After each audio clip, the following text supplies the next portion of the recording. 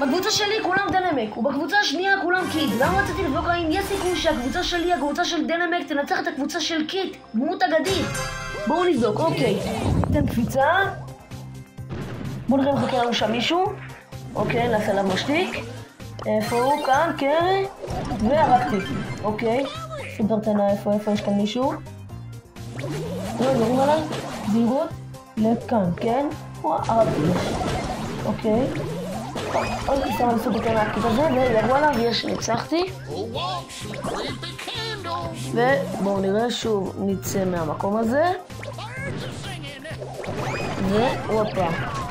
שכבנו עליו. אוי, יש. יירשמו לערוץ.